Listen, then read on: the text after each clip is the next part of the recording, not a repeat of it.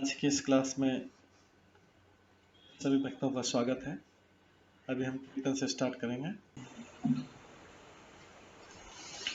जय राधा माधव कुंज बिहारी, जय राधा माधव कुंज बिहारी, जय गोपीजन वल्लभ गिरिवर धारी, जय गोपीजन वल्लभ गिरिवर धारी, यशोदानंदन व्रज जनरंजन, यशोदानंदन व्रज जनरंजन, यमुना तीरावनचारी, यमुना तीरावनचारी, जय राधा माधव कुंज बिहारी, जय राधा माधव कुंज बिहारी, हरे कृष्णा कृष्णा कृष्णा हरे हरे, हरे राम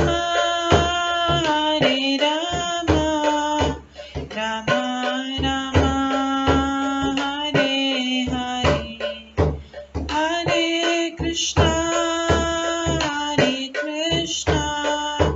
कृष्णा कृष्णा हरे हरे, हरे राम राम राम हरे हरे,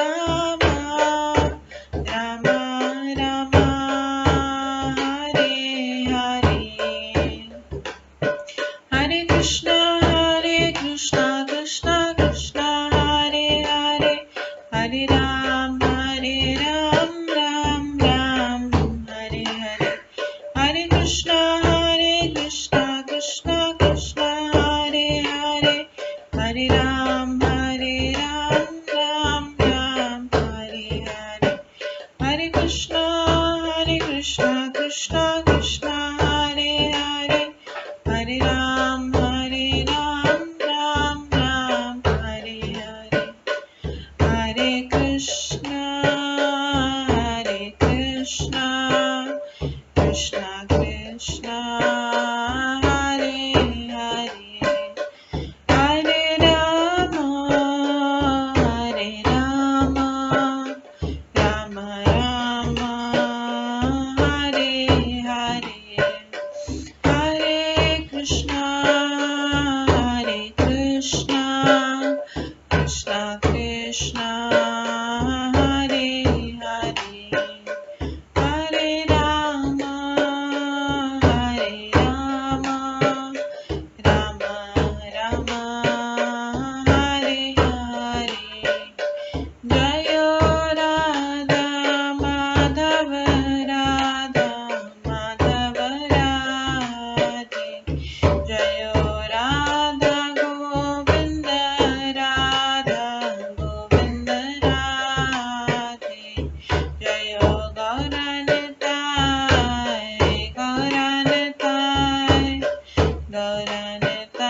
जय गौरनिताय, जय जय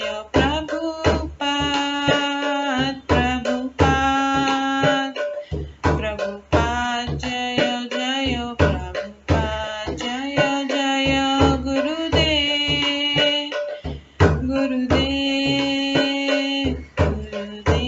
जय जय गुरुदेव, नित्य गौर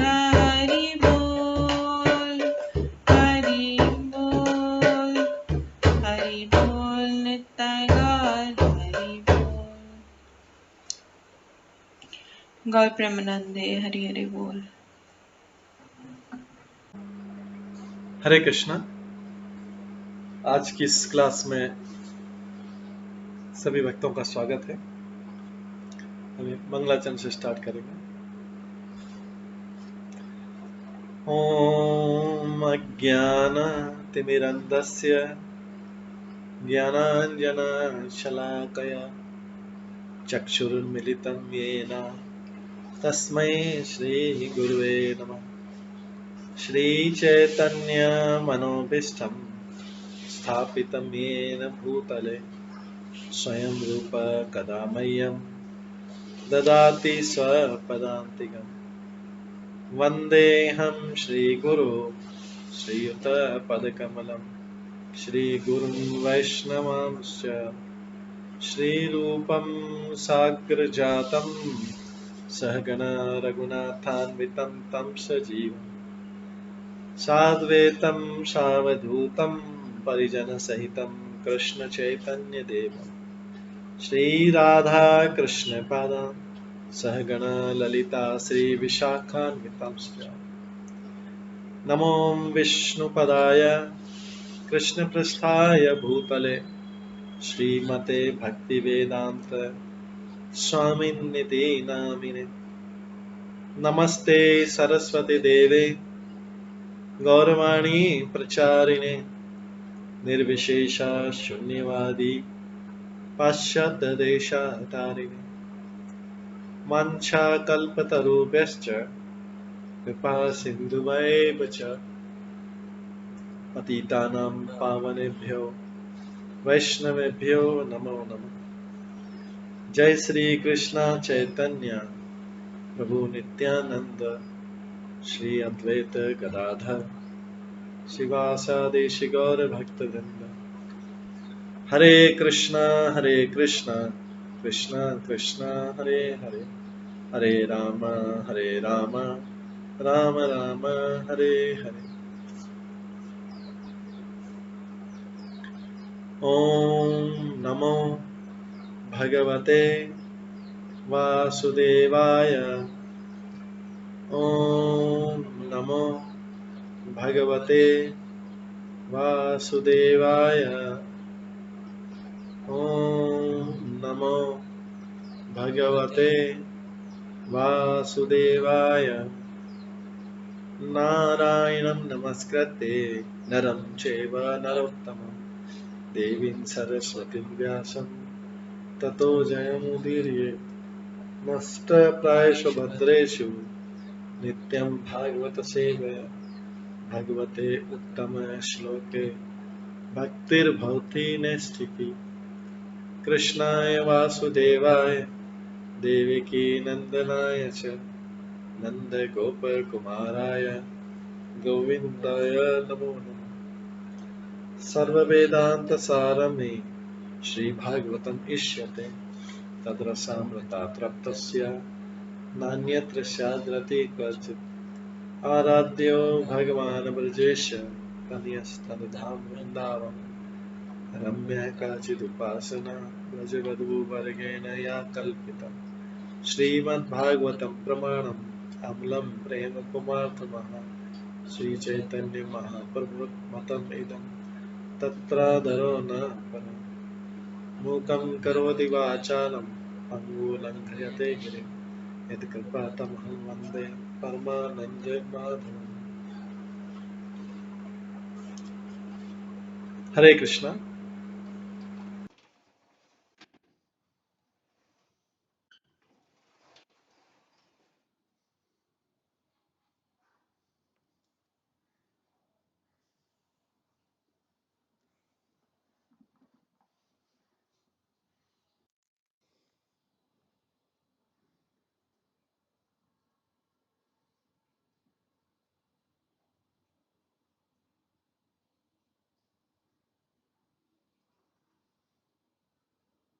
हरे कृष्णा।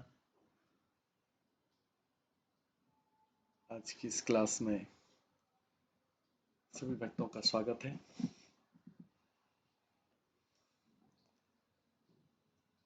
कल हम श्रवण कर रहे थे श्रीमद् भागवतम के एकादश स्कंद 11वें स्कंद से श्रवण कर रहे थे। 9 योगेंद्रों से महाराजा निमि की भेंट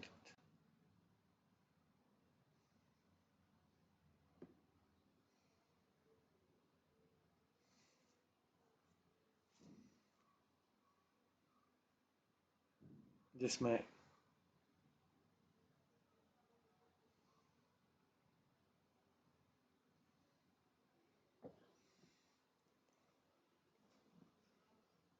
वर्णन किया गया था किस तरह से नव योगेंद्रों की महाराजा निमि से भेंट होती है। महाराजा निमि उनसे 9 प्रकार के प्रश्न पूछते हैं और 9 योगेंद्र में से एक एक योगेंद्र जो है उन प्रश्नों के उत्तर देते हैं। कल हमने सुना कि प्रथम प्रश्न जो था उसका उत्तर कवि देते हैं। कवि उन 9 योगेंद्रों में से एक हैं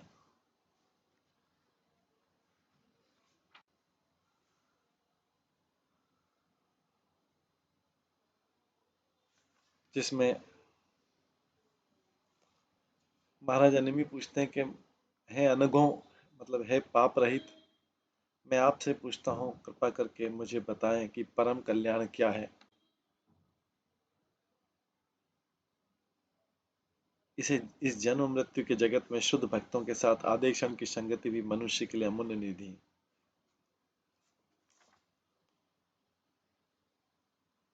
और यदि आप समझे कि मैं इन कथाओं को ठीक तरह से सुनने में समर्थ हूं तो कृपा करके बतलाइए कि भगवान की भक्ति में किस तरह प्रवृत्त हुआ जाता है। जब कोई जीव भगवान को अपनी सेवा अर्पित करता है तो भगवान तुरंत प्रसन्न हो जाते हैं, बदले में शरणागत व्यक्ति को अपने आप को भी दे डालते हैं।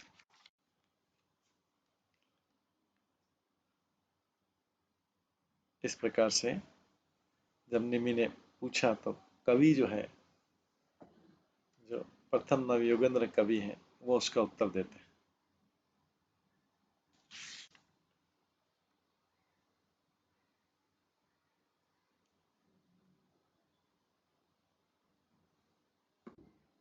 उसी में हमने कल कवि का उत्तर सुना था।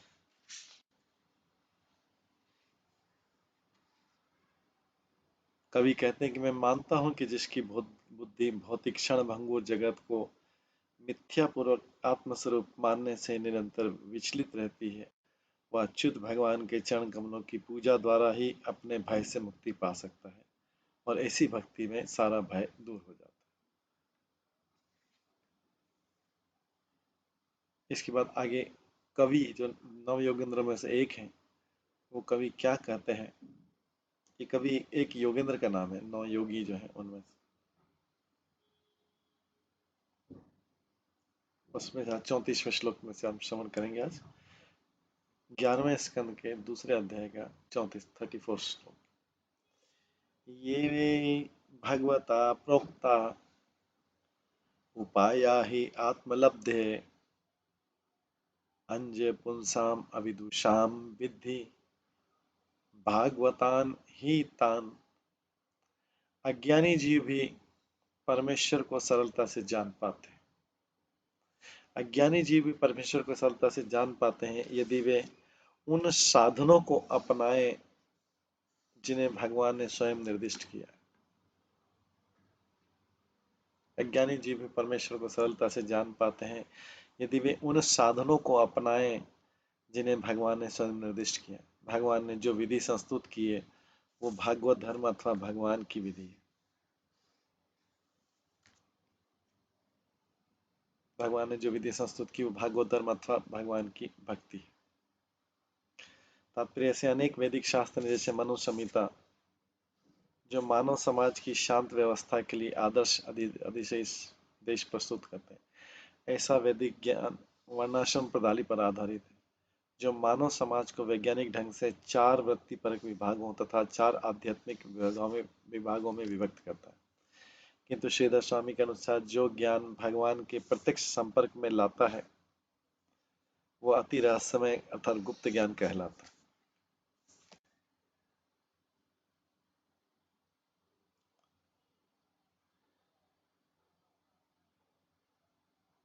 श्रीधर स्वामी के अनुसार जो ज्ञान भगवान के प्रत्यक्ष संपर्क में लाता है वो अति रहस्यमय रहस्यम अर्थात सर्वाधिक गुप्त ज्ञान कहलाता है।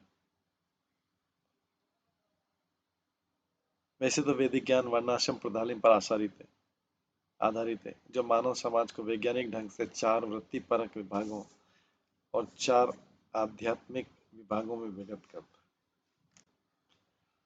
भागवत धर्म इतना रहस्यमय है,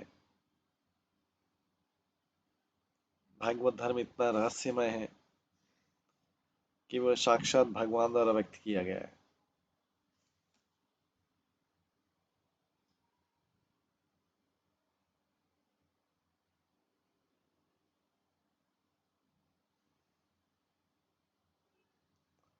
भागवत धर्म इतना रहस्यमय है कि वह साक्षात भगवान द्वारा व्यक्त किया गया है।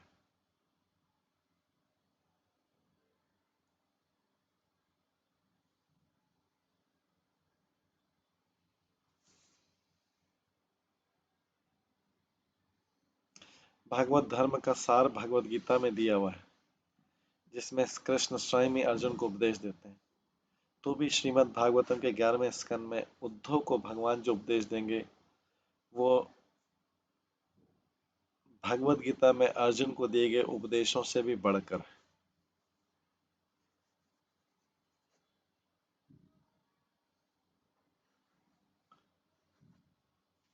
तो यहाँ पे जो अभी उद्धव गीता में भगवान जो उपदेश देंगे वो भगवत गीता गीता मतलब जो भागवतम के 11वें स्कंद में है उससे भी बढ़कर है। भगवत गीता वो है, वो उद्देश्य भागवत गीता में दिए गए उद्देश्य से बढ़कर, जैसा कि श्रील प्रभुपाद ने कहा, निसंदेह अर्जुन को युद्ध के लिए प्रोत्साहित करने हेतु ही भगवान ने कुरुक्षेत्र के युद्ध स्थल में भगवत गीता का प्रवचन दिया था। फिर भी भगवत गीता के दिव्य ज्ञान को पूरा करने के लिए उन्होंने उद्धव को उपदेश दिया।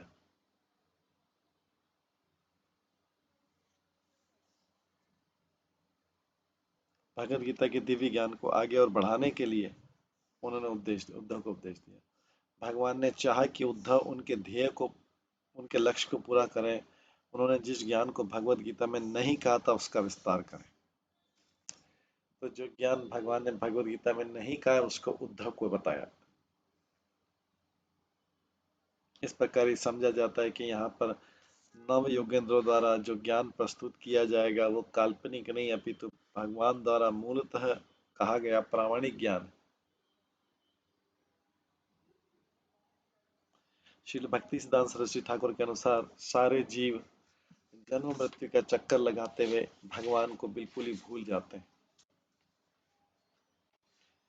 किंतु जब वे अपने लाभ के लिए भगवान द्वारा कई कई कर शुभ कथाओं को सुनते हैं तो और अपनी शाश्वत पहचान दिव्य आत्मा को रूप में करते हैं तो कृष्ण के नित्य दास के रूप में अनुभूत उनका अनुभव भागवत धर्म का आधार बन जाता है।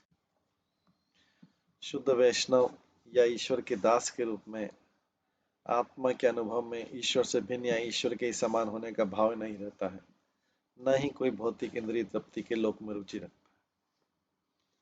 शुद्ध भक्त भगवान के प्रति अपनी भक्ति का ही अनुभव करता है और अपने को परम आश्रय के भिन्नांश के रूप में देखता है। शुद्ध भक्त अनुभव करता है कि वह अपने चरम आश्रय भगवान के किसी निजी विस्तार से प्रेम भक्ति की रज्जु से बंधा हुआ है और ऐसी चेतना की पूर्ण अवस्था में भक्त परब्रह्म के सर्वव्यापी विविध रूपों को देख सकता है। यानस्थाय नरराजन न प्रमाद्येत करहिचित् धावन निमील्य नेत्रे न स्खलेत न पतेत इह। हे राजन, जो व्यक्ति भगवान के प्रति इस भक्तियों को स्वीकार कर लेता है, जो व्यक्ति भगवान के प्रति इस भक्तियों को स्वीकार कर लेता है वो इस संसार में अपने मार्ग पर कभी कोई बड़ी भूल नहीं करेगा। हे राजन, जो व्यक्ति भगवान के प्रति इस भक्तियों को स्वीकार कर लेता है वह इस संसार में अपने मार्ग पर कभी कोई बड़ी भूल नहीं करेगा। यदि वो अपनी आंखें बंद करके दौड़ लगा ले तो भी वह न तो लड़खड़ाएगा न पतित होगा।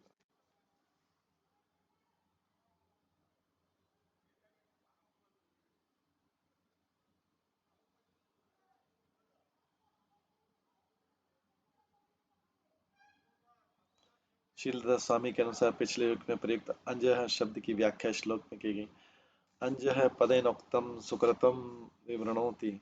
अंज शब्द से भक्ति योग संपन्न करने की सरलता स्थापित की गई और श्लोक में इसका विस्तार किया जाएगा। भगवत गीता में स्वयं भगवान कहते हैं, प्रतीक्षावगमम धर्म सुसुखम कर्तुम व्ययम। भगवान की भक्ति करने की विधि नित्य है और वो बड़े ही प्रमोदित भाव से तथा स्वाभाविक ढंग से संपन्न की जाती है। इस पर श्रील प्रभुपाद की टीका, भक्ति योग अत्यंत सुखकर होता है। ऐसा क्यों? क्योंकि भक्ति में श्रवण कीर्तन विष्णु स्मरण रहता है। श्रवणम कीर्तनम विष्णु, जिससे मनुष्य भगवान की महिमा के कीर्तन को सुन सकता है, जिससे मनुष्य भगवान की महिमा के कीर्तन को सुन सकता है या प्रामाणिक आचार्यों द्वारा दिए गए दिव्य ज्ञान के दार्शनिक भाषणों में उपस्थित रह सकता है। मनुष्य केवल बैठे रहकर सीख सकता है। ईश्वर को अर्पित किए भोजन के बचे भाग को उत्तम स्वादिष्ट पकवान खा सकता है। प्रत्येक दशा में भक्ति सुखमय है। मनुष्य गरीबी की हालत में भी भक्ति कर सकता है। भगवान कहते हैं, पत्रम पुष्पम फलम तोयम। वे भक्त से किसी प्रकार की भेंट लेने को तैयार रहते हैं, चाहे पत्र हो, पुष्प हो, फल हो या थोड़ा सा जल हो, जो संसार के हर कोने में उपलब्ध।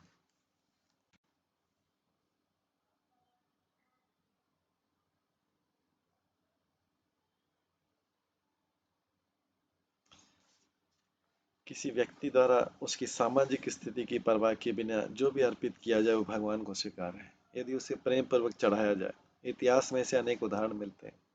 भगवान के चरण कमलों पर चढ़े तुलसी दल पात्र खाकर सनत कुमार जैसे मुनि महान भक्त बन गए। अतः भक्ति योग अति उत्तम है। इसे प्रसन्न मुद्रा में संपन्न किया जा सकता है। भगवान को तो प्रेम ही प्रिय, जिसमें उन्हें वस्तुएं भेंट की जाती। यहाँ पर जिस महत्वपूर्ण बात को समझना है कि वह है कि जब जीव भगवान की शरण लेता है तो भगवान से कहता है, प्रभु, यद्यपि मैं अत्यंत पापी तथा अयोग्य हूँ और इतने काल तक आपको भूलने का प्रयत्न कर रहा हूँ, किंतु अब मैं आपके चरण कमलों में शरण ले रहा हूँ। आज से मैं आपका हूँ। मेरे पास जो भी मेरा शरीर, मन, शब्द, परिवार, धन, वह सब आपके चरणों में अर्पित कर रहा हूँ।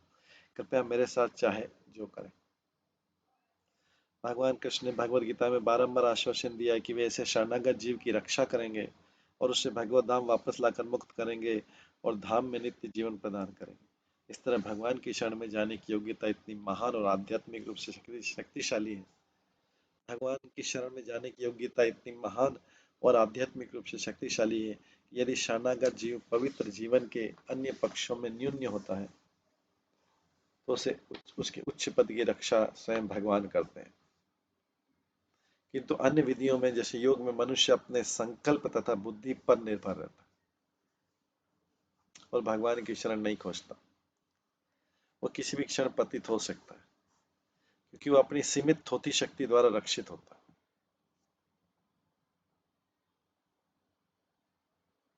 श्रीमद् भागवत में कहा गया, आरुह्य कृच्छ्रेण परम पदम तथा पतन्त्योधो नात्म।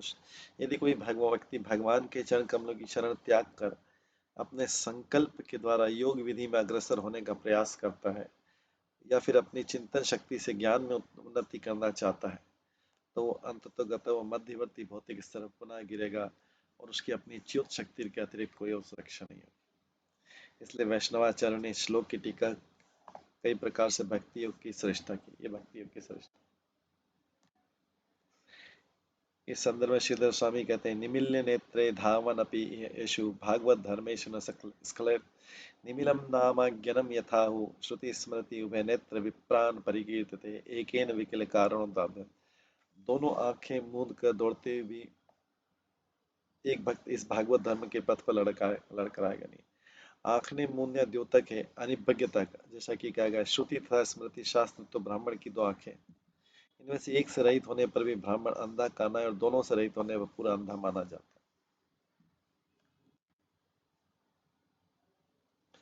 भागवत गीता में भगवान ने स्पष्ट कहा, यदि कोई भक्त वैदिक ज्ञान से विहीन या वैष्णव साहित्य से अनजान भी क्यों न हो, किंतु यदि वही सचमुच में भगवान की प्रेमा भक्ति में लगा हुआ है तो उसके भीतर से स्वयं भगवान उसे ज्ञान प्राप्त प्रदान करते हैं।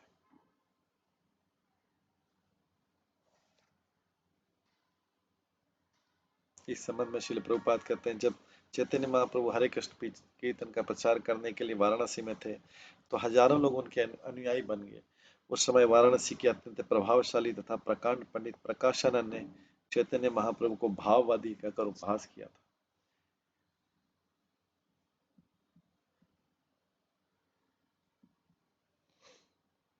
क्योंकि वे सोचते हैं कि कभी कभी दार्शनिक गण भक्तों की आलोचना करते हैं क्योंकि वे सोचते हैं कि अधिकांश भक्त अज्ञान के अंधकार में रहते हैं और दर्शन की दृष्टि से नव भाववादी होते हैं, किंतु वास्तव में ये यथार्थ नहीं है। ऐसे अत्यंत ज्ञानी विद्वान हैं जिन्होंने भक्ति दर्शन प्रस्तुत किया है, किंतु भले ही कोई भक्त उनके साहित्य का या अपने गुरु का लाभ भी नहीं उठाता, यदि वह अपनी भक्ति में निष्ठा रखता है तो साक्षात कृष्ण उसके हृदय के भीतर से उसकी सहायता करते हैं। इसलिए कृष्ण भावनामन प्रदत्त निष्ठावान भक्त ज्ञान से रहित न हो सकता, ज्ञान से रहित नहीं हो सकता। एकमात्र योग्यता है कि वो पूर्ण कृष्ण भावनामन में भक्ति करे।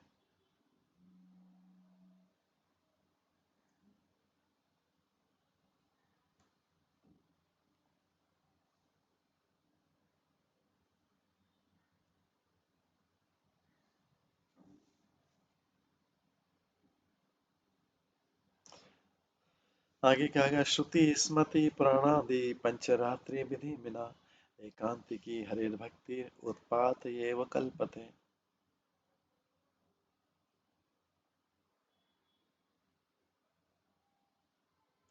यदि किसी की तथाकथित अनन्य हरि भक्ति, अगर किसी की हरि भक्ति श्रुति स्मृति पुराणों तथा पंचरात्रि के विधि विधानों का समाहित नहीं करती तो समाज में उत्पात के रीति कुछ भी नहीं।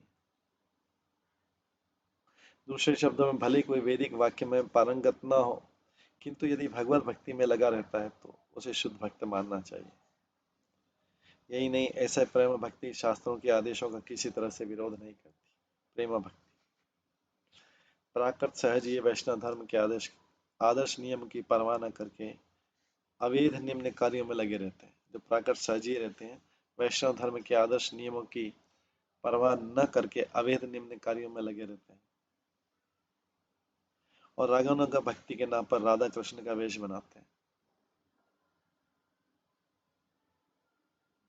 उनका कहना है कि चूंकि स्वयं भगवान ने इसी रागानुगा भक्ति प्रकट की थी, इसलिए उन्हें आदर्श शास्त्रों का सहारा लेने की आवश्यकता नहीं।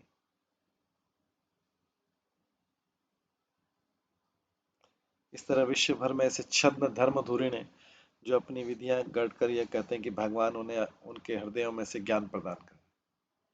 इसलिए यह समझना अत्यंत महत्वपूर्ण है कि हृदय के भीतर राग का प्राकट्य भगवान की भक्ति की शाश्वत विधि को बदलने के लिए नहीं होता, अपितु निष्ठावान भक्त के लिए पूरक सहायता प्रदान करने के लिए, जो शास्त्रों से अनजान है।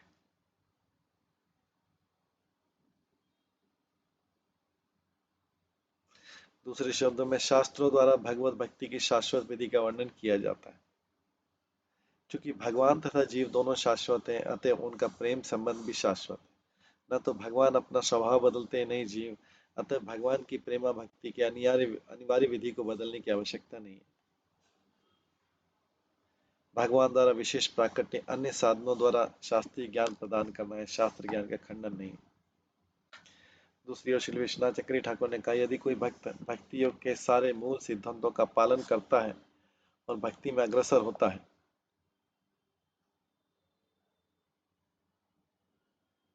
तो ऐसे वैष्णव की गौण विधियों की उपेक्षा करने के लिए आलोचना नहीं की जानी चाहिए।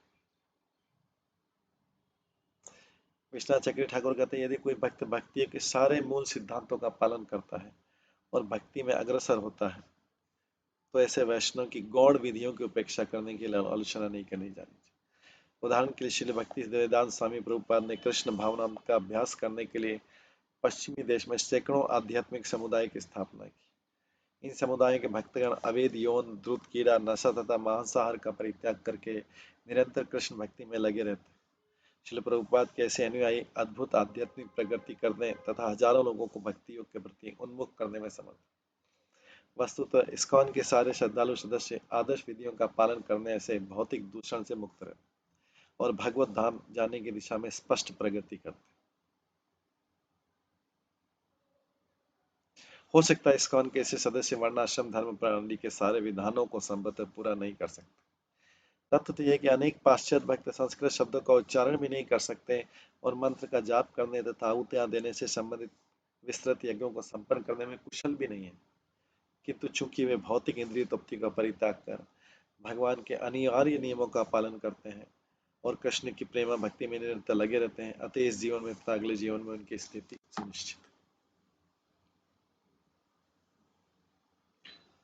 हमने ऐसे अनेक शिष्ट संस्कृत पंडितों तथा वैदिक यज्ञों में पटु विद्वानों को देखा है जो मानव जीवन के मूल सिद्धांतों का भी मुश्किल से पालन करते हैं, जैसे अवैध यौन, मांसाहार, दूध कीड़ा तथा नशा, इन सब का निषेध। ऐसे प्रखर विद्वान तथा कर्मकांडी सामान्यतः भौतिक जीवन के प्रति आसक्त देखे जाते हैं और उन्हें मानसिक चिंतन का शौक रहता है। यद्यपि भगवान ने भगवद गीता में सभी कालों के लिए पूर्ण ज्ञान दिया है, किंतु तथाकथित पंडित अपने को भगवान से बढ़कर बुद्धिमान मानते हैं और वैदिक वाक्यमय के अर्थ पर निजी ढंग से चिंतन करते हैं। ऐसा चिंतन पूर्ण आध्यात्मिक जीवन से नीचे गिराने वाला है। तो फिर सकाम कर्मों के विषय में क्या किया जाए, सकाम कर्मों के विषय में क्या कहा जाए जो हर तरह से मायामय है। दिव्य भक्त सकाम कर्म तथा मानसिक चिंतन के दूषण से दूर रहने में समर्थ चले आ रहे हैं और यही इस श्लोक का मूल तात्पर्य। श्री विश्वनाथ चक्रवर्ती ठाकुर ने आगाह किया है कि यान अस्थाय शब्द यह सूचित करता है कि वैष्णव का उच्च पद उसे कभी भी नहीं दिया जा सकता। जो भक्ति योग के मूलभूत सिद्धांतों का पालन नहीं करता, नहीं ये पद उसे दिया जा सकता है जो मनमाने चिंतन से या सकाम कर्म से कभी तो कृष्ण की सेवा करता और कभी माया की। श्री भक्ति सिद्धांत सरस्वती ठाकुर अन्य अंत में कहते हैं कि भागवत धर्म के अतिरिक्त सारे धर्मों में बद्ध जीव की योग्यता पर विचार किया जाता है, किंतु भगवान की शरण में आया जीव कभी भी त्रुटि नहीं करता, भले वो अन्य पक्षों में अयोग्य क्यों न हो। उसके पैर कभी लड़खड़ाते नहीं, कभी नहीं गिरता है, अपनी अचल पूजा के बल पर शुभ और शुभ स्थान में वास करता है, भले भी संसार में मनमाने ढंग से विचरण क्यों न करता। भागवत धर्म की किसी अद्वितीय शक्ति विश्व के अन्य किसी धर्म में नहीं देखी जाती। भागवत धर्म की शरण में आए व्यक्ति तथा अन्य किसी धर्मावलंबी में कोई तुलना नहीं।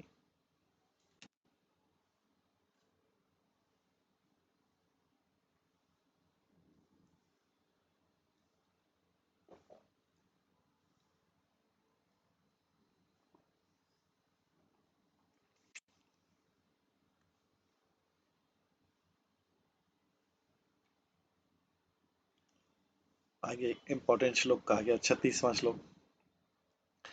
कायेन वाचा मनसेन्द्रियायेवा, कायेन वाचा मनसेन्द्रियेवा,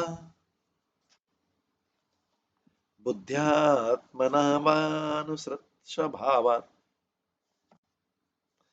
करोति यत् यत् सकलं परस्मै नारायणायति समर्पयेत् तत्।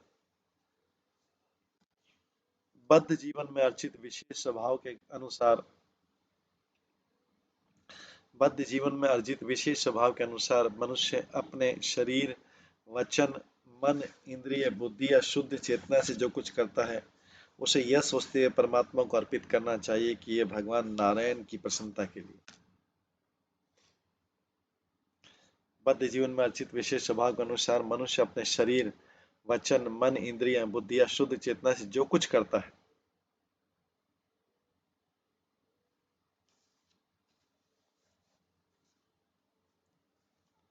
उसे सोचते हुए परमात्मा को अर्पित करना चाहिए कि भगवान नारायण की प्रसन्नता के लिए। तात्पर्य। श्री भक्ति सिद्धांत सरस्वती ठाकुर ने इस संबंध में टीका की है कि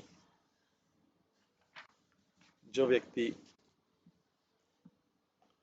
अपने शरीर के सारे इंद्रिय कार्यों, मन, वचन, बुद्धि, अहंकार तथा चेतना को भगवान की सेवा में लगाता है उसे उस स्तर पर नहीं माना जा सकता जिस पर अपनी निजी इंद्रिय तृप्ति के लिए कर्म करने वाला कर्मी होता है।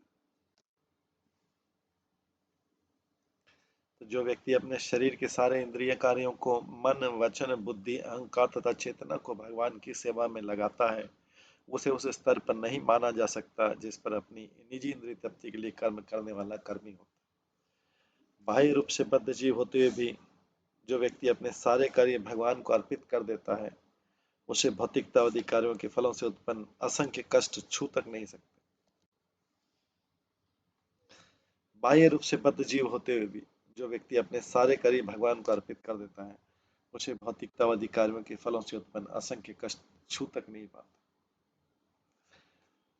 बद्ध जीव की भगवान तथा उनकी सर्वशक्तिमान सत्ता से शत्रुता होने के कारण वो भगवान के आदेश के विरुद्ध कर्म करता है।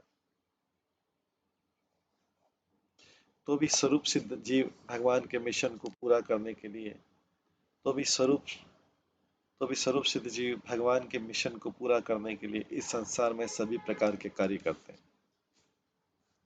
श्रील भक्ति सिद्धांत सरस्वती ठाकुर के अनुसार जो कर्मी जन अधिकाधिक पवित्र होते हैं, वे भगवान के चरण कमलों पर अपने कर्मों के फल को अर्पित करने का प्रयास करके स्वरूप सिद्ध जीवों के उदाहरण का अनुसरण करते हैं।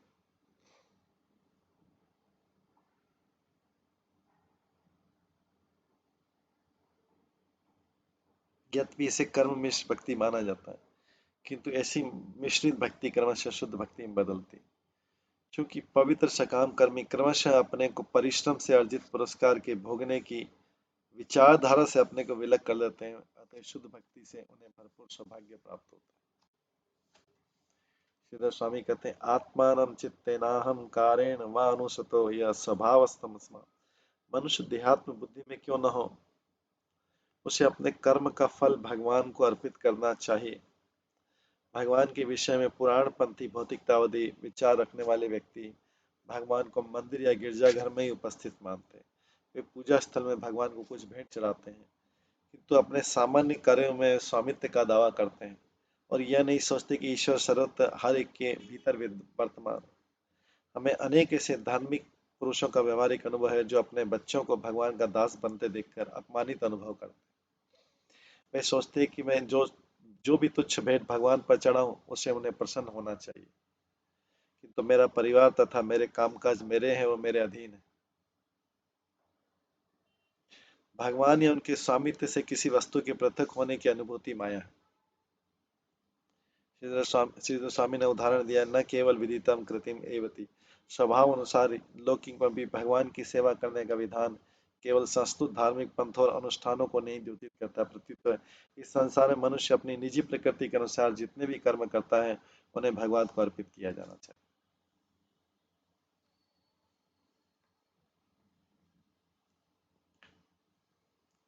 यत् करोषि यत् अश्नासि यत् जुहोषि ददासि यत् तपस्यसि कौन्तेय तत्कुरुष्व मदर्पणम्।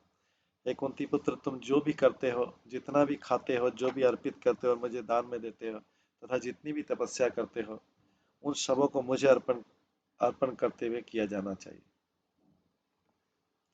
यह आपत्ति की जा सकती है कि चूंकि हमारे सामान्य कार्य भौतिक शरीर तथा भौतिक मन द्वारा संपन्न किए जाते हैं, आत्मा द्वारा नहीं, तो फिर ऐसे कार्यों को किस तरह भगवान को अर्पित किया जा सकता है जो भौतिक जगत से पूरी तरह परे है, और ऐसे कार्यों को किस तरह आध्यात्मिक माना जा सकता है। भगवान बोल रहे हैं भगवत गीता में, यत् करोषि यत् अश्नासि यत् जुहोषि ददासि यत् तपस्यसि कौन्तेय तत्कुरुष्व मदर्पणम्। तो तुम जो भी खाते हो, जो भी अर्पित करते हो, दान में देते हो तथा जितनी भी तपस्या करते हो, उन सबों को मुझे अर्पण करना चाहिए। भगवान बोल रहे हैं। कोई बोल सकता है कि ये सामान्य कार्य तो हमारे भौतिक शरीर मन द्वारा किए जा रहे हैं, आत्मा के द्वारा नहीं किए जा रहे, तो फिर ऐसे कार्य को किस तरह भगवान को अर्पित किया जा सकता है, क्योंकि भगवान तो भौतिक जगत से पूरी तरह परे हैं, और ऐसे कार्य को किस तरह आध्यात्मिक माना जा सकता है। तो विष्णु पुराण में कहा गया है, वर्णाश्रम चारवता पुरुषेण परः पुमान् विष्णु आराध्यते पंथा नान्यत तत्तोष कारणम। जो व्यक्ति भगवान विष्णु को प्रसन्न करना चाहता है, पूरे उसे वर्णाश्रम धर्म प्रणाली स्वीकार करनी चाहिए।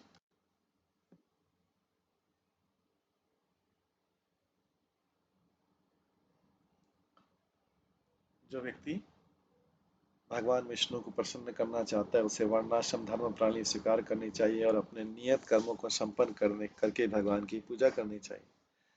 तो भगवद गीता के चौथे अध्याय के 13वें श्लोक में भगवान वर्णाश्रम धर्म प्रणाली के स्थापित करने का श्रेय स्वयं को देते हैं। चातुर्म भगवान बोलते चातुर्वर्ण्य मया सृष्टम गुण कर्म विभागश। इसलिए यदि कोई व्यक्ति वर्णाश्रम धर्म के अंतर्गत अपना कर्म भगवान को अर्पित करता है तो ऐसे कर्म की गणना भक्ति में की जाती है। अपने स्वभाव के अनुसार मनुष्य बुद्धिजीवी या पुरोहित, शासक या सैनिक, किसान या व्यापारी अथवा श्रमिक या कलाकार के रूप में कर्म कर सकता है। अपने स्वभाव के अनुसार मनुष्य बुद्धिजीवी या पुरोहित, शासक या सैनिक, किसान या व्यापारी अथवा श्रमिक या कलाकार के रूप में कर्म कर सकता है। और ऐसा कर्म करते समय हर मनुष्य को चाहिए कि भगवान का ध्यान यत सकलम परस्मै नारायण सोचते हुए करे, अर्थात मैं भगवान के लिए कर्म कर रहा हूँ। मेरे कर्म से जो भी फल प्राप्त होगा उसका कम से कम मैं अपना निजी निर्वाह के लिए रखूंगा और शेष को नारायण की महिमा के गायन में अर्पित कर दूंगा।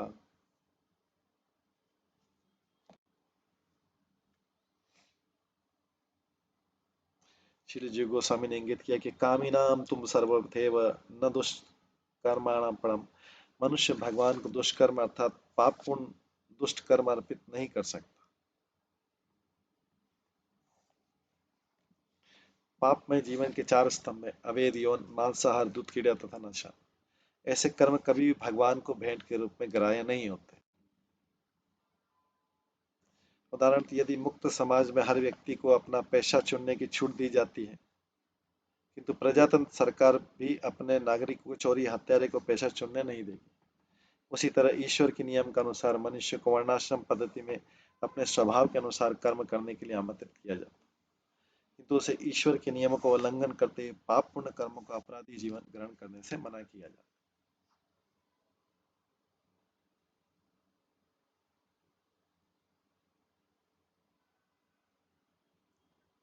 श्री विश्वनाथ चक्री ठाकुर ने इसका सुंदर विवरण प्रस्तुत किया है कि भगवान को किस तरह अपने सामान्य कर्म अर्पित किए जाए।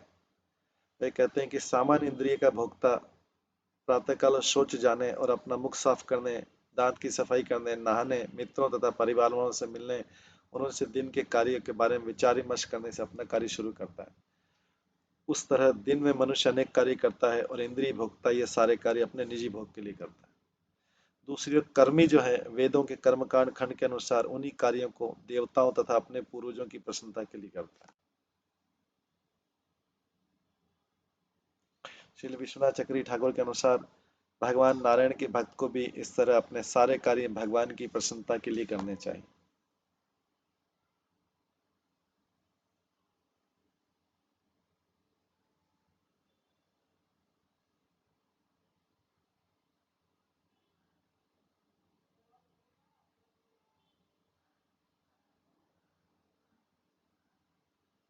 तो जो इंद्री का भोक्ता है ये सारे कार्य अपने निजी भोग के लिए करता है। उसका स्नान करना, उसका मुख साफ करना, दांत की सफाई करना, परिवार वालों से मिलना, ये सब निजी इंद्रिय तृप्ति के लिए। और जो कर्मी वेदों के कर्मकांड खंड के अनुसार उन्हीं कार्यों को देवताओं और पूर्वजों की प्रसन्नता के लिए करता है।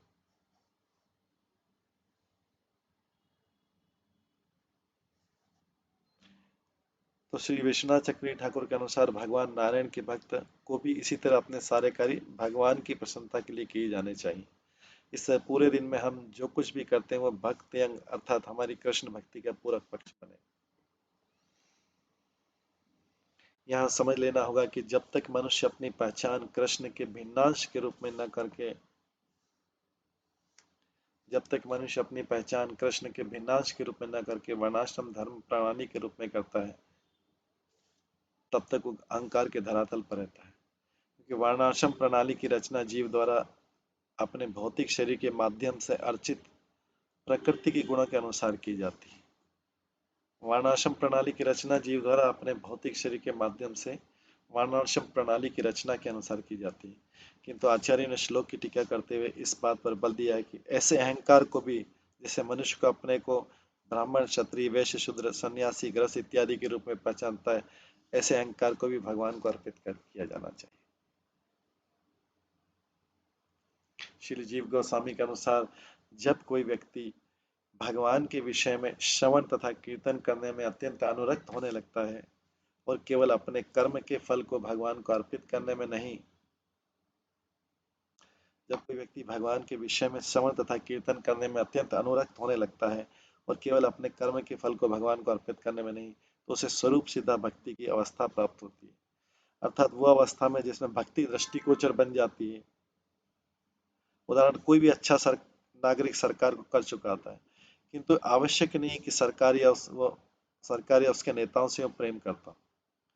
इसी प्रकार एक पवित्र जीव ये समझ सकता है कि वह ईश्वर के नियमों के अधीन कर्म कर रहा है। इसलिए वैदिक या अन्य शास्त्रिक आदेश के अनुसार वो अपनी संपत्ति का एक अंश भगवान को धार्मिक उत्सव के लिए देता है। किंतु जब ऐसा पवित्र व्यक्ति वास्तव में भगवान के गुणों का कीर्तन करने लगे और उन्हें सुनने में आसक्त हो जाए और जब प्रेम दृश्य होने लगता है, तो उसे जीवन की परिपक्व अवस्था प्राप्त करके माना जाता है।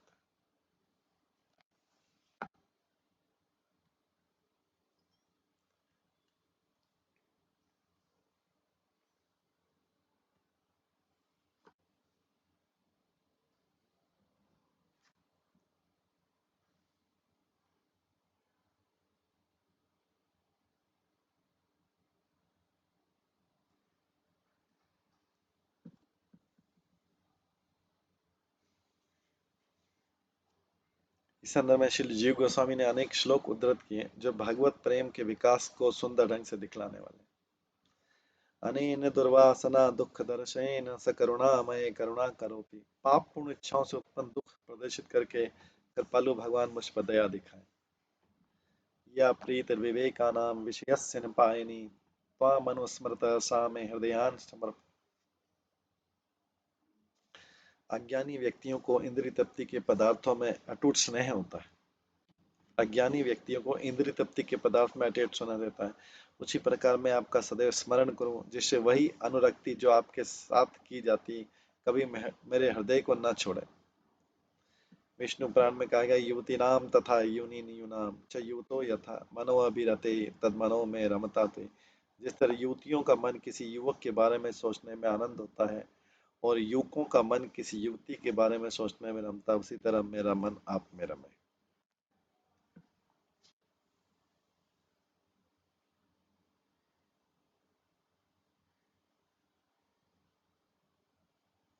मम सुकर्मणि दुष्कर्मणि च यद राग सामान्यम तद सर्वतो भावेन भगवद विषयम एव भवत। पुण्य पापों के लिए मुझ में जो भी अनुरक्ति, वो अनुरक्ति पूर्ण रूपेण आप में लगे। पुण्य या पापों के लिए मुझ में जो भी अनुरक्ति हो, वो अनुरक्ति पूर्ण रूपेण आप में लगे।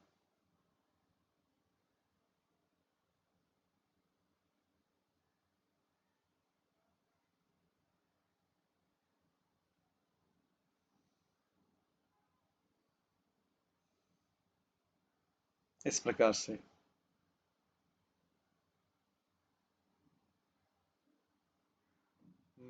महाराज ने श्रवण कर रहे हैं कवि से, नवयुग में से कवि से श्रवण कर रहे हैं और उसकी व्याख्या जो है प्रभुपाद और उनके शिष्य कर रहे हैं।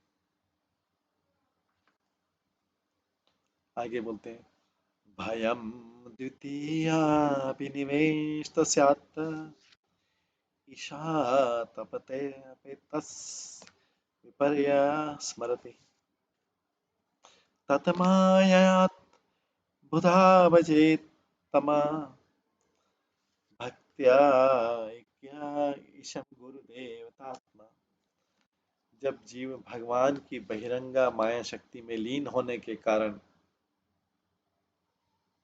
जब जीव भगवान की बहिरंगा माया शक्ति में लीन होने के कारण भौतिक शरीर के रूप में गलत से अपनी पहचान करता है, तब भय उत्पन्न होता है। जब जीव भगवान की बहिरंगा माया शक्ति में लीन होने के कारण भौतिक शरीर के रूप में गलत से अपनी पहचान करता है, तब भय उत्पन्न होता है। इस प्रकार जीव जब भगवान से मुख मोड़ लेता है, तो भगवान के दास के रूप में अपनी स्वाभाविक स्थिति को भूल जाता है। यह मोहने वाली भयपूर्ण दशा माया द्वारा प्रभावित होती है। इसलिए बुद्धिमान पुरुष को प्रामाणिक गुरु के निर्देशन में भगवान की अनन्य भक्ति में लगना चाहिए और गुरु को ही अपना आराध्य देव तथा अपना प्राण धन स्वीकार करना चाहिए।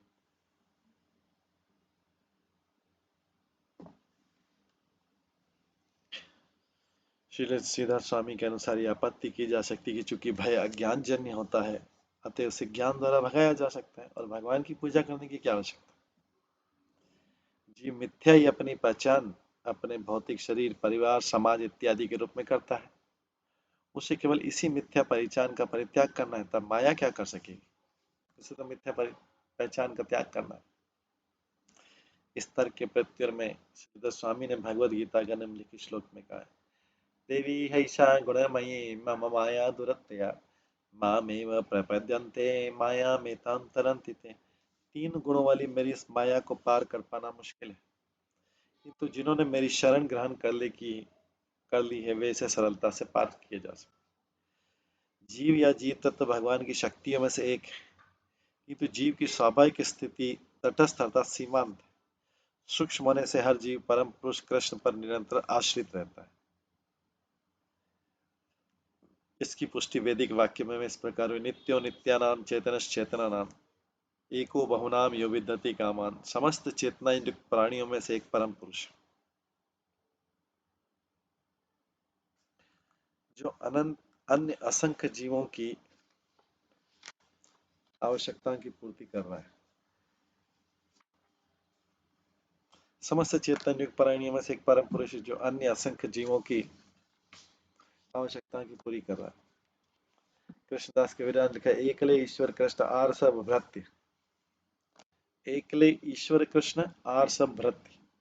कृष्ण एकमात्र स्वतंत्र नियंता है और अन्य सारे जीवन पर आश्रित है। जिस तरह अंगुली शरीर का अंश है, अतः उसे शारीरिक सेवा में सदैव लगे रहना चाहिए, उसी तरह कृष्ण के भिन्नांश होने के कारण भगवान की अनन्य शुद्ध सेवा में लगे रहना हमारा कर्तव्य।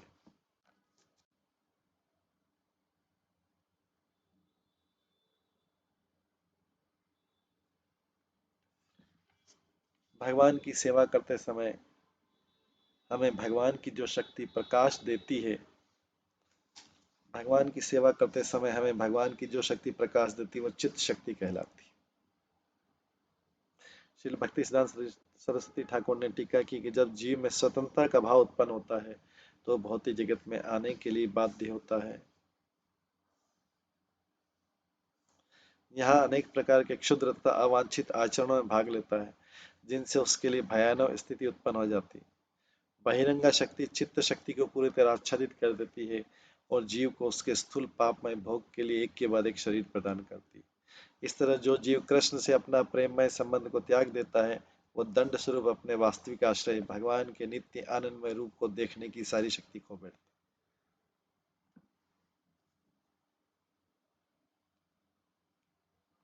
उसके बदले वो अनेक क्षण भंगुर माया जाल वाले रूपों में अनुरक्त होता है, जैसे अपने शरीर और अपने परिवार के सदस्यों तथा मित्रों के शरीर, अपने राष्ट्र, अपने शहर, उसकी इमारतों तथा कारों और असंख्य प्रकार के भौतिक अल्पकालिक दृश्यों आदि में। ऐसी घोर अज्ञानता की स्थिति में अपना मूल स्वरूप में वापस लौट जाने का विचार भी उसके मन में नहीं उठता।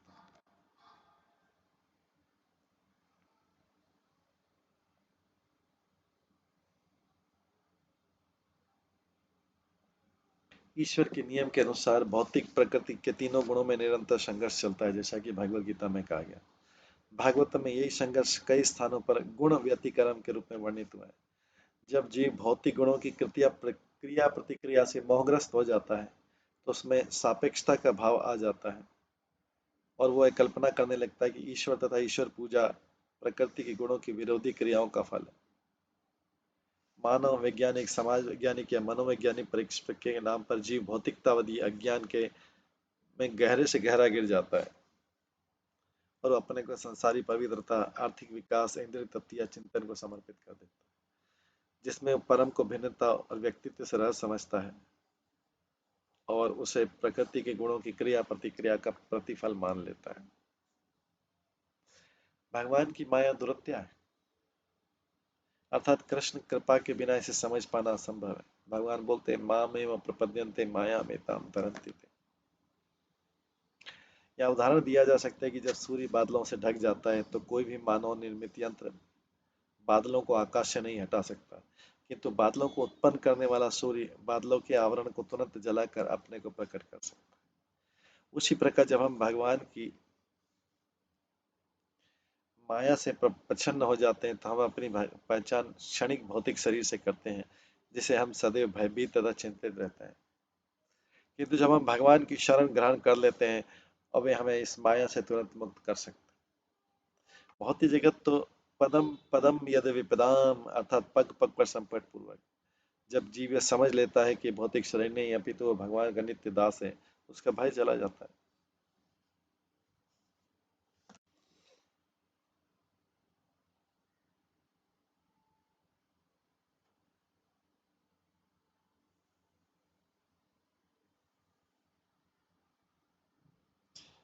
अत्र भक्ते संसार बंधनात् भेतव्य सही भक्तो प्रमणाम प्रवर्तमात् स एवापयात्। इस भागवत धर्म में भक्तों के बहुबंधन से डरने की आवश्यकता नहीं।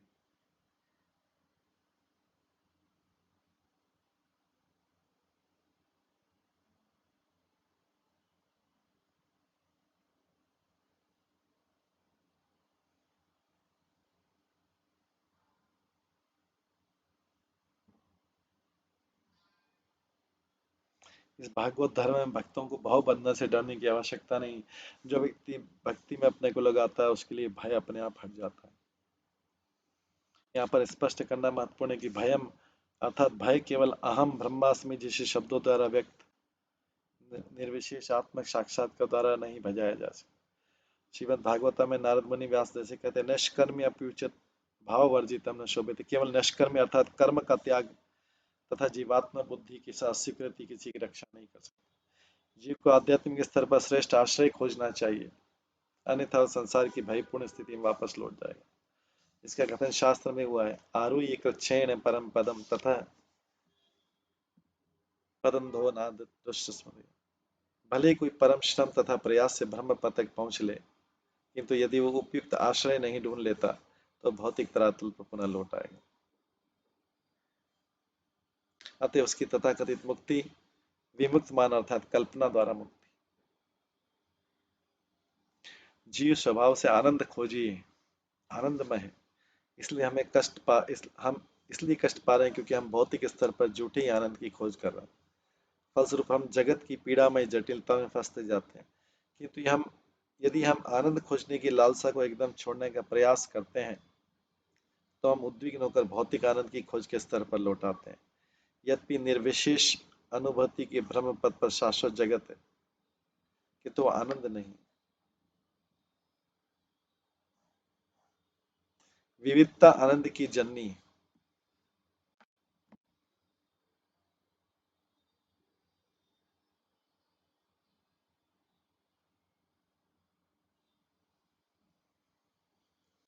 वैकुंठ लोक में वास्तविक आध्यात्मिक आनंद है।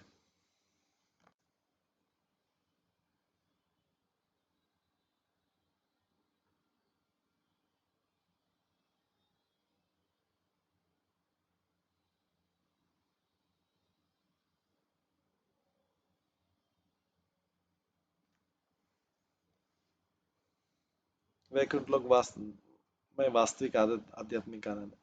वहां पर कृष्ण अपने आनंद में आध्यात्मिक रूप में अपने आनंद में पार्षदों से घिरे रहते हैं, जो कि आनंद तथा ज्ञान से नित्य पूर्ण होते हैं। उन्हें भौतिक जगत से कोई सरोकार नहीं रहता। आध्यात्मिक लोकों में पशु पक्षी तथा प्राकृतिक दृश्य तक पूर्ण कृष्ण भावना भावित होते हैं और दिव्य आनंद में मग्न रहते हैं। यत् गत्वा न निवर्तन्ते तद्धाम परमम मम। जो कृष्ण के आनंद में आध्यात्मिक लोक को जाता है वो पूर्णतः संतुष्ट हो जाता है और फिर भौतिक धरातल पर वापस नहीं आता। इसलिए विश्वनाथ चक्रवर्ती ठाकुर ने कहा कि किम छात्र भक्ते संसार बंधना भेतव्यम, केवल भक्ति ही भय से मुक्त हो पाता है।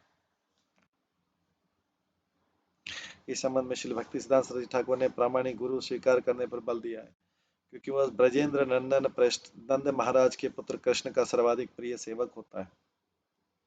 प्रामाणिक गुरु कृष्ण का सेवक होता है। प्रामाणिक गुरु अन्य जीवों से तनिक भी द्वेष नहीं रखता, अतएव भगवत भक्ति के ज्ञान को मुक्त हस्त भाव से वितरित करता है। जब भगवान की सेवा से शत्रुता रखने वाले जीव जब भगवान की सेवा से शत्रुता रखने वाले जीव किसी तरह इस ज्ञान को विनीत भाव से सुनते हैं तो वे भगवान की उस माया से मुक्त हो जाते हैं, जो उन्हें आच्छादित करके जीवन की विविध दुखमय योनियों में डालते हैं। श्री भक्ति सिद्धांत सरस्वती ठाकुर के अनुसार गुरु की कृपा से श्रद्धालु शिष्य क्रमशः उन भगवान नारायण के दिव्य पद को समझता है, जिनकी सेवा लाखों लक्ष्मियां आश्चर्य तथा आदर के साथ करती है। जो जो शिष्य का दिव्य ज्ञान बढ़ता जाता है, तो वैकुंठपति का परमेश्वर भी गोविंद या कृष्ण के सौंदर्य के आगे फीका पड़ने लगता है। गोविंद में कीर्तन करने तथा आनंद प्रदान करने की अचिंत्य शक्ति है और गुरु की कृपा से शिष्य क्रमशः गोविंद से अपना आनंदमय संबंध रस स्थापित कर लेता है। लक्ष्मी नारायण, सीताराम, रुक्मिणी, द्वारकाधीश तथा अंत में साक्षात कृष्ण की आनंदमय लीलाओं को समझते लेने पर शुद्ध हुए जीव को अद्वितीय अवसर प्रदान किया जाता है कि वो कृष्ण भक्ति में प्रत्यक्ष सम्मिलित हो, क्योंकि कृष्ण उसके एकमात्र लक्ष्य तथा आश्रय बन जाता है।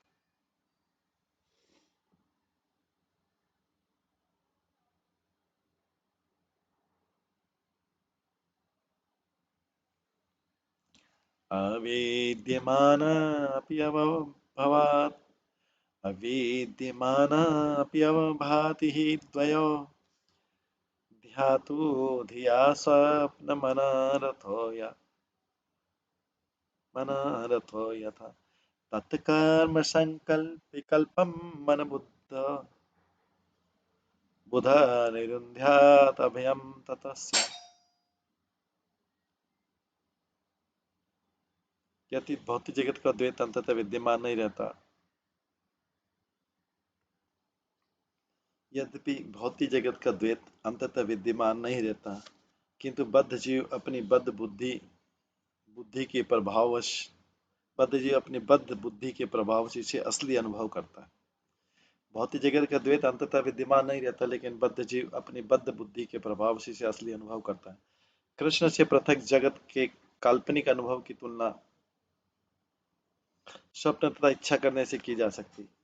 जब बद्ध जीव रात्रि में इच्छित या भयावनी वस्तु का सपना देखता है, अर्थात जब वह जो कुछ चाहता है या जिससे दूर रहना चाहता है उनका दिवा स्वप्न देखता है, तो वह ऐसी वास्तविकता को जन्म देता है जिसका अस्तित्व उसकी कल्पना से परे नहीं होता।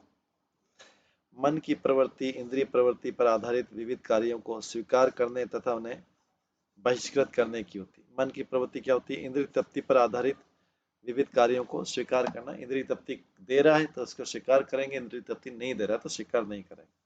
इसलिए बहुत बुद्धिमान व्यक्ति को मन पर नियंत्रण रखना चाहिए और उस वस्तु को कृष्ण से पृथक देखने के भ्रम से इसे अलग करना चाहिए। जब मन इस तरह वश में हो जाएगा तो उसे वास्तविकता का निर्भीकता का अनुभव होगा।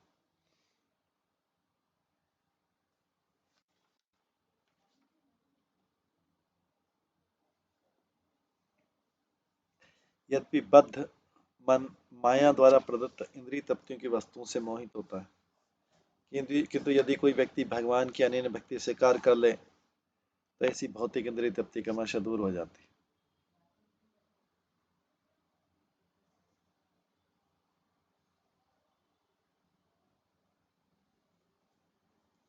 है। यद्यपि बद्ध मन माया द्वारा प्रदत्त इंद्रिय तृप्तियों की वस्तुओं से मोहित हो जाता है,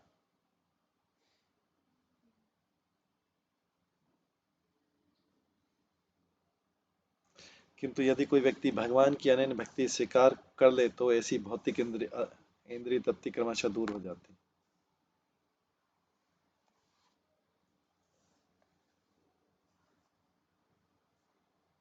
क्योंकि ये बद्ध जीव का मनोरथ मात्र होती है।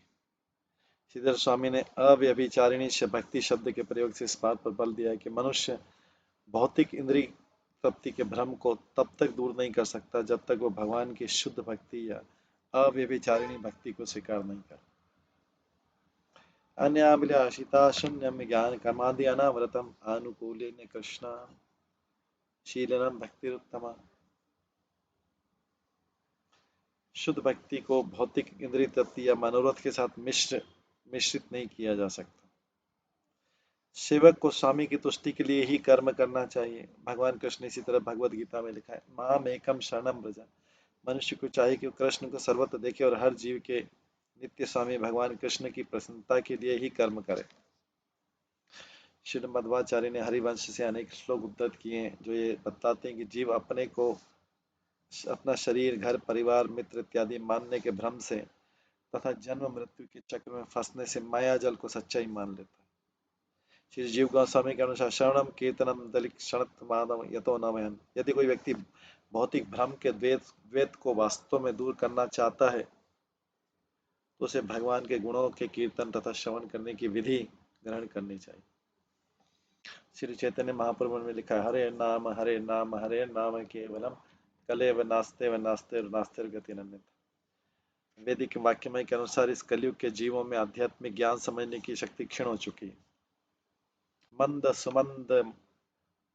सुमंद मतयो मंद भाग्य ही उपद्रुता। उनके मन सदैव विशुद्ध रहते हैं, वे आलसी होते हैं और अनेक नकली नेताओं द्वारा दिग्भ्रमित हो जाते हैं। भागवत में इन्हें निसत्वान, अधीर तथा पवित्र, दुर्व्यमान, बंद बुद्धि वाले तथा हसीतायुष, अल्पजीवी कहा गया।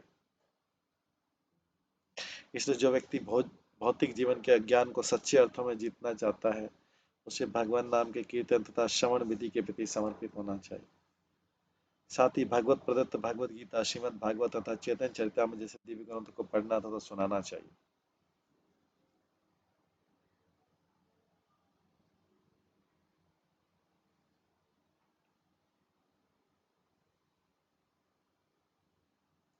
ये जान लेना चाहिए कि जीव पूर्णतः आध्यात्मिक है और भौतिक शक्ति से कभी मिश्रित नहीं होता। श्री जीव गोस्वामी के अनुसार तस्मिन् शुद्धे कपि कल्प्यते। यद्यपि जीव शुद्ध आत्मा है, तो भी वह अपने को भौतिक सृष्टि के रूप में सोचता है और इस तरह अपने को माया के बंधन से जिसे देहापद्य कलदात्री कहते हैं, फंसा लेता। श्री विश्वनाथ चक्रवर्ती ठाकुर ने भौतिक जीवन के अनुभव को बताने के लिए मानस प्रत्यक्ष शब्द का प्रयोग किया, जिसका अनुभव केवल मन में ही किया जाए।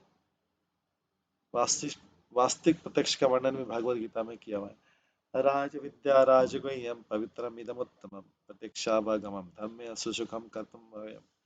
जब मनुष्य भगवद गीता में स्वयं भगवान द्वारा दिए गए उपदेशों को सुनता है, तो वह प्रत्यक्ष रूप से अपने नित्य स्वभाव का अनुभव करता है, क्योंकि भगवद गीता राज विद्या और राजगुह्यम है और ऐसे निष्कलुष आध्यात्मिक ज्ञान के सानिध्य से ही प्रत्यक्ष अनुभव किया जा सकता है। अपने नित्य स्वभाव का अनुभव करके मनुष्य पूरी तरह धार्मिक, आनंदमय तथा भगवत भक्ति में निरंतर रत रहे। इस संदर्भ में श्री विश्वनाथ चक्रवर्ती ठाकुर ने श्रुति मंत्र उद्धृत किया है कि विजित्र हसिक वायु वेदांत मनुस्तुर्गम। जिन इंद्रियों तथा प्राण वायु को मनुष्य जीत लेता है, उन्हें वही मन फिर से खींच लेगा। जिन इंद्रियों और प्राण वायु को मनुष्य जीत लेता है, उन्हें मन फिर से खींच लेगा। श्री विश्वनाथ चक्रवर्ती ठाकुर के अनुसार श्लोक करते समवायाय गुरु शरणम। अपने गुरु के चरण कमलों को त्यागने पर मनुष्य की पूर्व आध्यात्मिक उन्नति शून्य हो जाती है। पिछले श्लोक में हमें गर देवता शब्द सूचित किया जाता है कि जब तक हम वेद परंपरा प्राणी में प्रामाणिक गुरु को अपना पूज्य देव तथा प्राण नहीं मानते, तब तक भौतिक जीवन के वेद जीत को पाने का प्रश्न नहीं उठता। भक्ति सिद्धांत सरस्वती ठाकुर ने श्लोक की निम्नलिखित टिप्पणी की, मन का नियंत्रण भगवत भक्ति करने का फल है। स्थिर भक्ति के प्रभाव से स्वीकृत तथा अस्वीकृत करने वाला मन कृष्ण से पृथक इंद्रिय भोग की प्यास को रोक सकता है। कृष्ण भावनामृत में कोई विरोध, क्षुद्रता या आनंदहीनता नहीं है। दूसरे शब्द में यह कोई भौतिक तत्व नहीं जो क्षणभंगुर होता है, निरंतर दुख लाता है। कृष्ण को भुलाने पर बद्ध जीव अपनी ही तथाकथित बुद्धि के दिग्भ्रम तथा विकृति से कष्ट पाता है।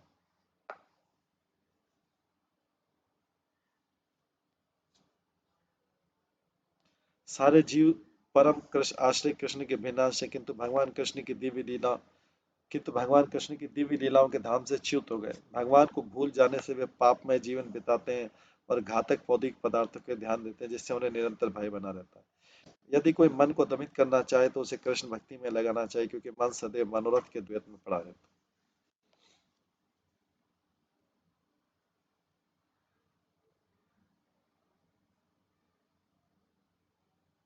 इस प्रकार से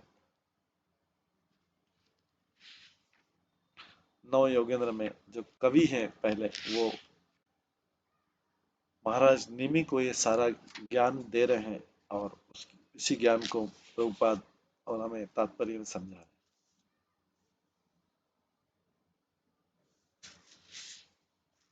इस प्रकार से, क्योंकि अभी समय हो रहा है, तो हम इसको यहीं पे विराम देते हैं और इसके आगे का जो है उन 39 श्लोक का कल की क्लास में करेंगे। हरे कृष्णा। सभी भक्तों का बहुत बहुत धन्यवाद। सभी भक्तों के लिए एक बार हरे कृष्ण महामंत्र का जप करते हैं। हरे कृष्णा कृष्णा कृष्णा हरे हरे, हरे राम राम राम। श्री श्रीमद् भागवतम महापुराण की जय। श्री प्रभुपाद की जय। सभी आचार्य गणों की जय। हरे कृष्ण।